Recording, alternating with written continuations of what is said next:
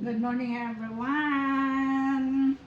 Ayan, cooking na naman tayo ngayon. Cooking garden. Cooking garden lang. Yan lang ang ating content kasi mira lang naman akong lumalabas dahil mainit. Kaya kahapon is galing kami sa Temecula at galing kami sa doktor. Then duman kami sa Seafood City. Ayan, nakabili tayo ng grand pork. Then nugasan ko na to guys. Nugasan na natin yan. So bakit ka? So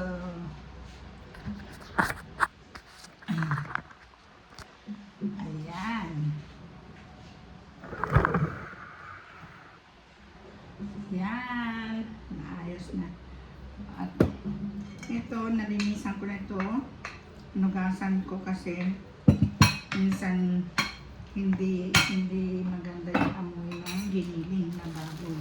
So mayroon tayong wrapper. Then ito yung ginayat nating sibuyas, bawang at saka carrots. Yan. Yan, marami tayong gulay na ilalagay kasi mas better ka na rin maraming gulay.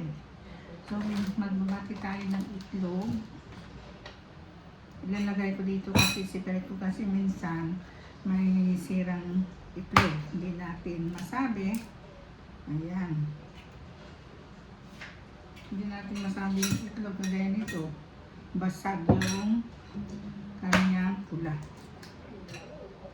Yan, maglalagay lang tayo ng 2 piraso. Okay na ito.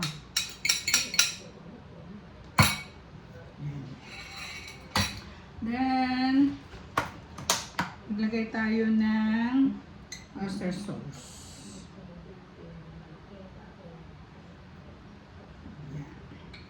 Pampasarap. Pamintang pino. Ayan.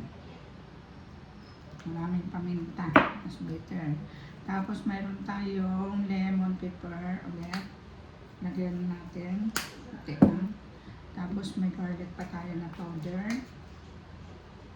Ayan. Maganda daw. Tapos asin. Rock salt. Ayan. Ano pa ba? Wala na. Yan lang. Ayaw kasi nalisa ko yung maraming hinahalo. Ay, lagyan natin ng cheese. Cheddar. Wala na akong magic sarap eh. Kaya, lang.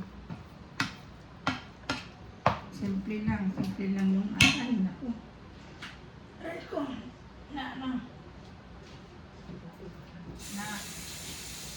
kailangan ko hapon na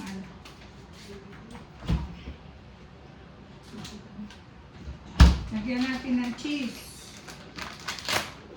Ayan.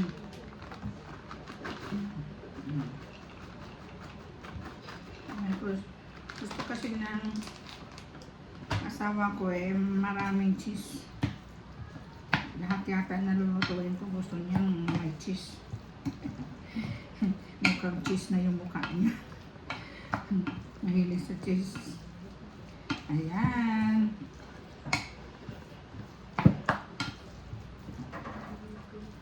Lagyan natin konting soy sauce.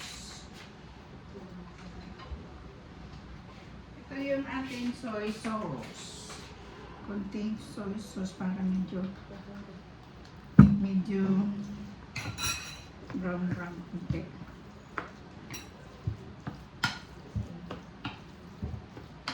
Tapos konting sugar. Parang aagaw-agaw yung tamis at saka yung alat.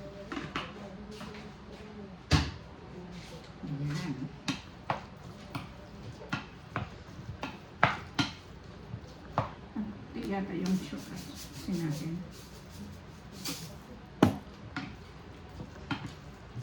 Pangit naman yung tabang.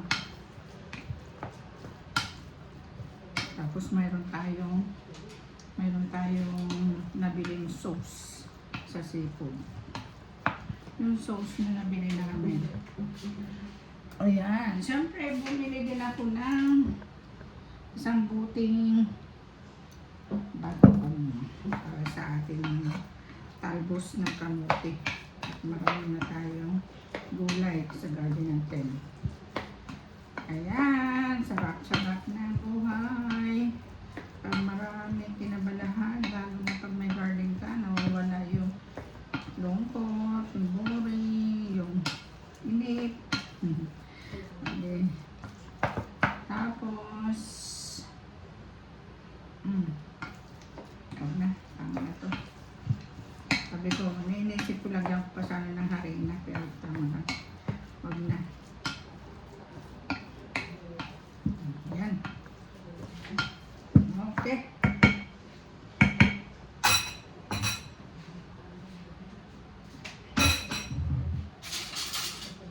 Tapos mamaya, magluto tayo.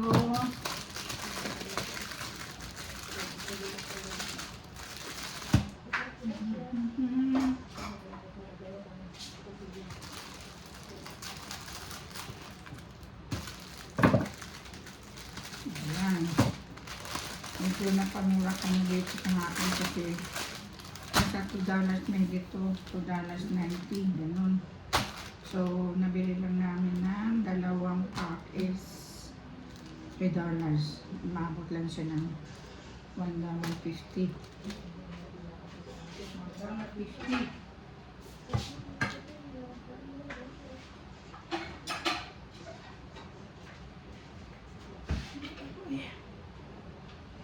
Lagay natin dito para pag hindi para pupa na lang tayo. Diba? Okay.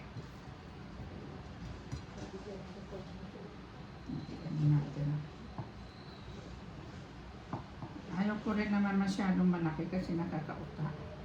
Ganda yung medyo maliit kunti.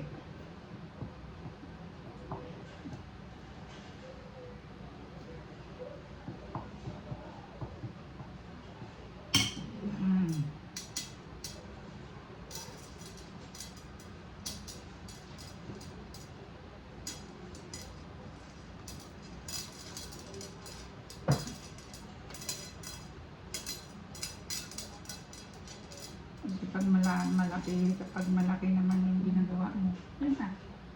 Pag malaki naman ginagawa mo, nakakauta. Parang yun ko lang hindi mo na maubos.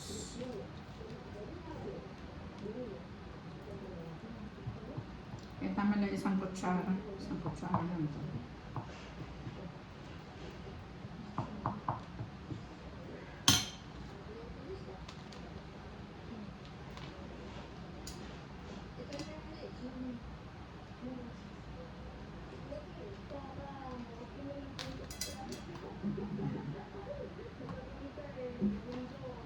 Ibang klase yung wrapper dito guys, hindi kagaya sa Pilipinas.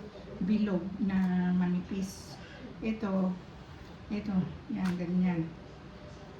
Kaya lang, parang medyo makapal siya. Kaya pag niluto mo na, masyadong parang matigas na crunchy. Mas lalo na pag wala kang ipin, medyo mahirapan sa kunti. Pag hindi siya masyadong brown na brown, kailangan crunch na crunchy siya.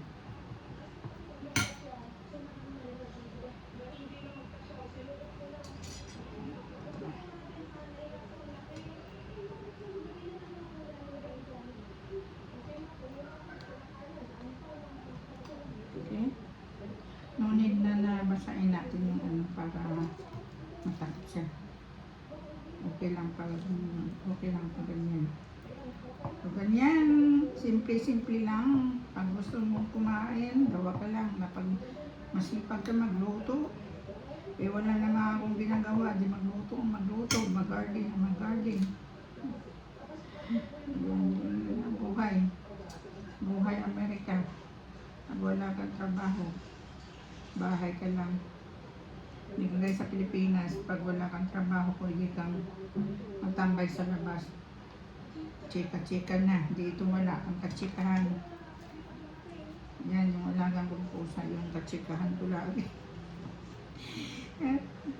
Wala talaga sa ayos. Ayan, umalis yung asawa ko pumunta ng hospital. Kumuha siya ng kanyang gamot. Yan ang buhay sa Amerika. Ang alam ng iba, masarap. Pero masarap pa rin yun sa Pilipinas. Masaya. Dito malungkot dito. Kapitbahay mo, marami kang kapitbahay. Pero pagpasok sa pintuan, sarado na ang pintuan. Paglabas sa labas, pasok sa sasakyan. Na, pag may kasalubong ka, hi, hello lang. How are you doing? I'm good, fine. Thank you. Ganyan ang buhay dito. Amerika. Hindi kayo sa Pilipinas na upo ka lang maya-maya, mayroon ng katabing katsikahan. Chismisan na. Ay, nako, dito wala kang katsikahan. Nood ka lang TV, garden, magluto, maglinis. Yan ang buhay natin dito. Kaya pag umuwi ako ng Pilipinas, nako, tindi ng sabik ko. Araw-araw sa palengke, pagdating sa umaga, pagising, magluto ng almusal, puntang palengke, pagdating, luto, paghapon, pagdating ng mga estudyante, mag-walking, punta sa SM, punta sa kanto, bibili ng barbecue. Sarap. Dito wala kang pupuntang kanto. Wala namang barbecuehan dito. Ay, sarap ng buhay lang minsan.